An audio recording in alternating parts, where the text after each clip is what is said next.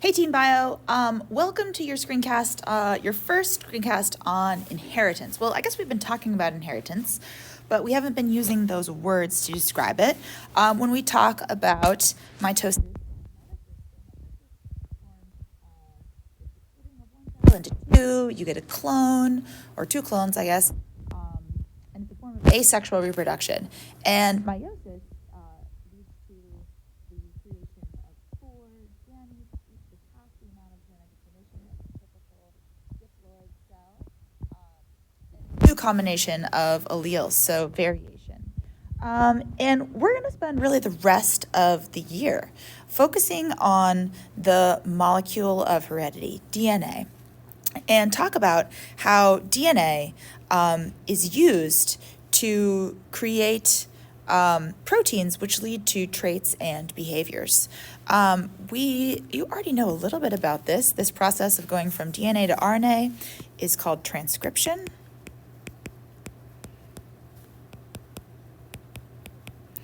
And the process of going from RNA to protein is called translation. And we're going to spend a huge amount of time talking about DNA and also about evolution. It's going to be really interesting. It's one of my favorite parts of the year. So today we're going to be connecting meiosis to the traits and behaviors we see in individuals, and a little bit about how that information is passed on from generation to generation.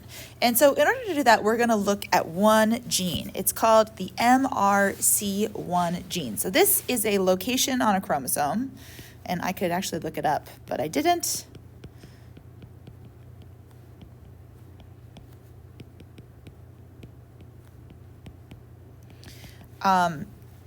This is located on a chromosome. I'm not sure which chromosome it's located on, but the MRC1 gene has two alleles.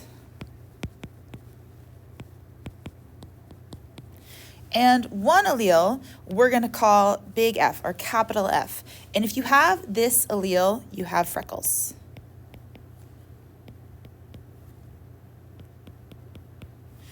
And the other allele is we'll call it little f, and if you have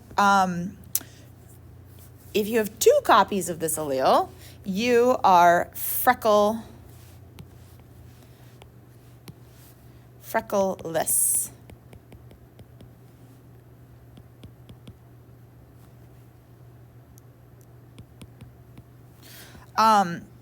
So more on this just to come, but having freckles is the dominant allele.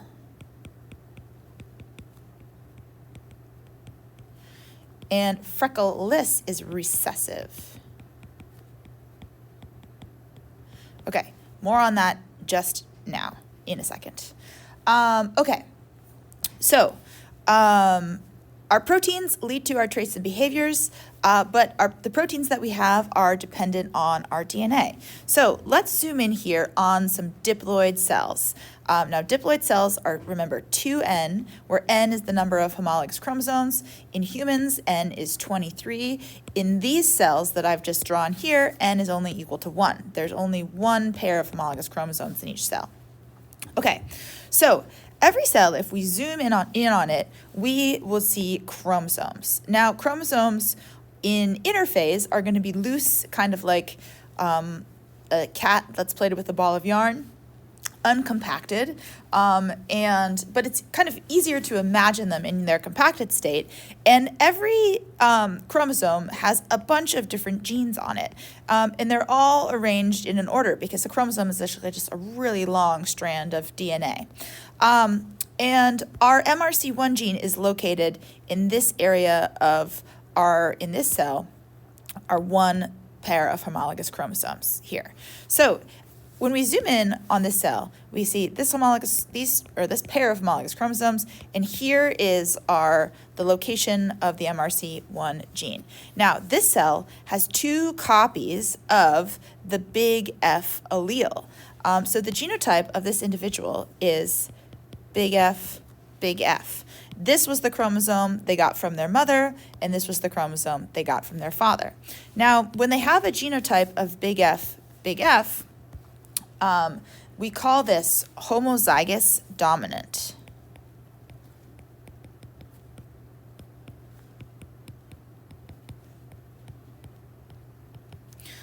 Homo meaning the same. So if you're homozygous, you have two of the same alleles, and this person has two of the dominant allele. So this is their genotype, the alleles that they have. The phenotype is how they present, what they look like, or how they behave in the world. And so the phenotype of this individual who has big F, they're homozygous dominant, they have freckles.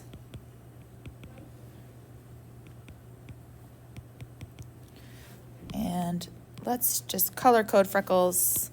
Let's make them green. Okay, so their phenotype is freckles, their genotype is big F. Okay, this next individual, they have two different alleles. They have a big F allele and a little f allele. We call this person heterozygous.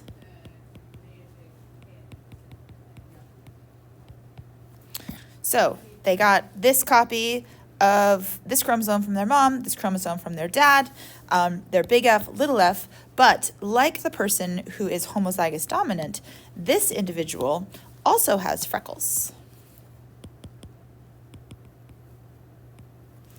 Oops, C-K-L-E-S.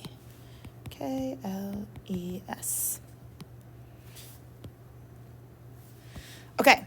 If you have one copy of the big F allele, this means you have the phenotype. So because this person is heterozygous, they have one copy of the big F allele, they will have the phenotype.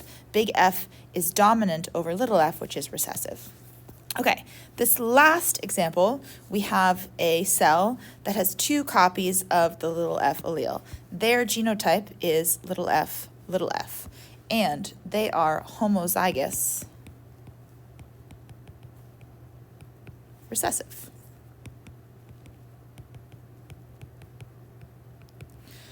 They are freckleless.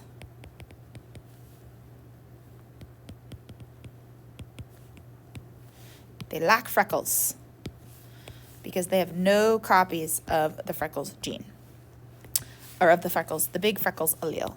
They do have freckles genes. Okay, so how does this relate to meiosis? Well, let's make it relate. Let's say we take this individual, and this cell is a cell that is going to undergo meiosis. So first, what happens is that this cell goes through interphase. It goes through S phase of interphase, where the two chromosomes become duplicated. So we have these are homologous chromosomes, this one and this one. These are still homologous chromosomes, this one and this one, but they are composed of two sister chromatids. So this sister chromatid is a clone of this sister chromatid. And you all know that these chromosomes could line up and experience crossing over. They could exchange genetic information. But when we're just looking at one gene, that's actually not a super important thing to think about.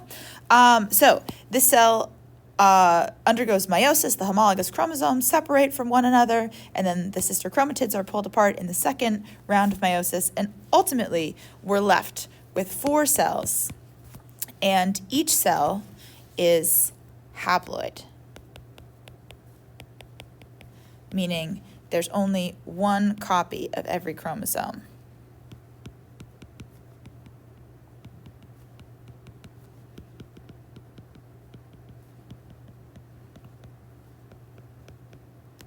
So initially, these cells were diploid. They had 2 copies of every chromosome. Now the gametes they make are haploid, 1 copy of every chromosome. Okay, so an individual who is big F, little f genotype can produce gametes that contain either the big F allele or the little f allele. So if we take 2 individuals who are both heterozygous, this person can make gametes that are big F, or it can make gametes that are little f. And this individual can make gametes that are big F or gametes that are little f, as you can see from this depiction right here. Okay, so if these two people have or they don't have to be people, if these two organisms mate and have offspring, we can predict the frequency of offsprings we would expect them to have and whether or not we would expect to see freckles. So how we do this is we make what's called a Punnett square. It's a square with some lines dividing it up into sections. Okay, and we take the gametes that the two organisms that are mating have, and we place them around the outside. So this person is making gametes that are big F and also gametes that are little f. And this individual is also making gametes that are big F and little f. So as you see here, if we have two heterozygous people, they both make these two different types of gametes. So we put those gametes on the outside of the box. Okay, and then we fill in the box with the gametes. Imagine a big F gamete fused with a big F gamete. We would get a new offspring that is big F, big F. And if a little f gamete fused with a gamete that was big F, we would get an offspring that is big F, little f. And we can go out and like this and fill out the rest of the chart, and we get this. So as you can see here, if we look at what's called the genotypic ratios,